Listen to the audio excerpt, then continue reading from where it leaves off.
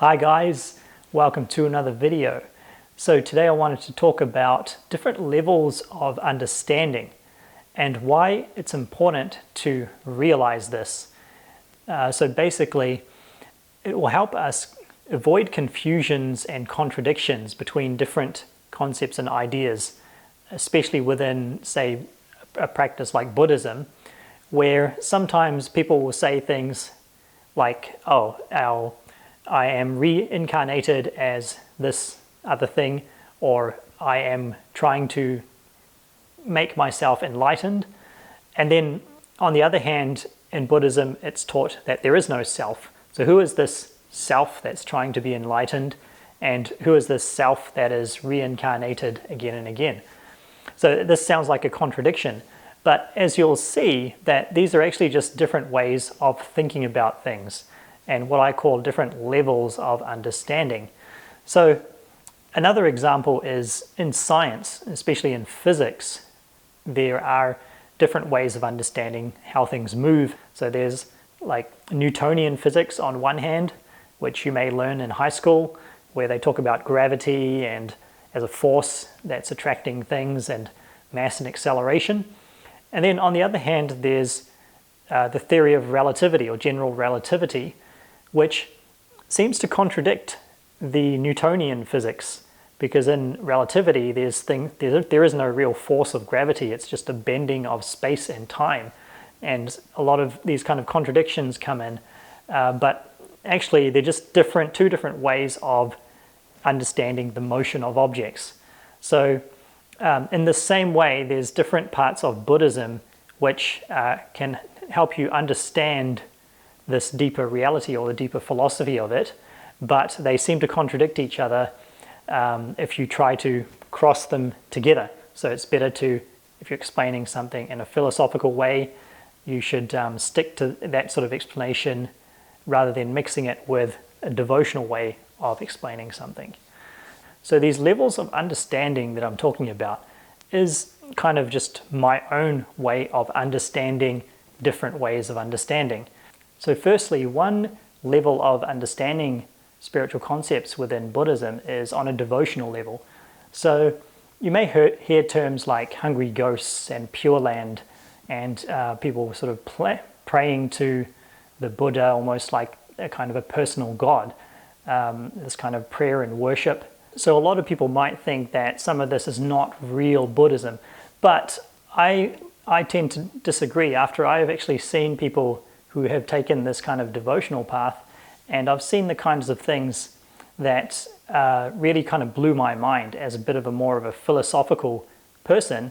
I saw people really have these huge enlightening experiences by, overcoming ghosts or, with very, very strong devotion and prayer, and even just the act of simply praying and leaving something up to a power greater than us can really let go of a lot of our suffering, a lot of the tension and worry and thinking that we have, just by letting it go rather than trying to meditate our way out of it. I think there is really a lot to this path, even though I don't follow it so much. I do learn things from it, and my father is a good example who took this devotional path in Hinduism, and he has become a very wise and very enlightened person because of it. So secondly, we have what I call the conventional level of understanding.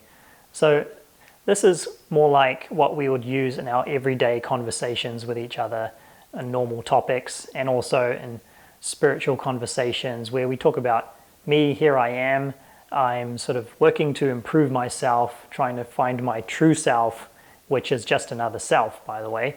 And maybe I'm working on my karma, and there's sort of good karma and bad karma. It's very sort of personal or relative to myself, and we sort of recognize that there's self and other. Also at this level, we may talk about our self being reincarnated as another being, a separate being, and we also talk about karma as a kind of thing that's accumulated within us. We own our karma individually as a separate self. Even though in the higher aspects of Buddhism we say that there is no self. Here we just kind of go with it. We believe in the self and we use that as a wise tool to help us make progress in our work and to deal with practical matters in the world. And then thirdly, we have what I call the philosophical level of understanding. So this is where we are sort of trying to point a little more directly at the truth, and we may sort of acknowledge that there is no real self, that relative points of view like good and bad are just points of view. They're not real, they're not the truth. And even concepts like reincarnation, we talk about them as if there's just one consciousness that is reborn so many times within us. It's the same one experiencing each of us. So this idea of rebirth takes on a slightly different meaning. We also talk about karma in terms of a universal karma or an absolute karma. So it's not something that each person personally owns, but it's just being passed around, traveling through everything and everyone, because ultimately it is all just one. Now, hopefully you've seen that these different levels of understanding are basically different ways of talking about similar concepts. So you can talk about, say, reincarnation on a devotional level or a philosophical level or a conventional level.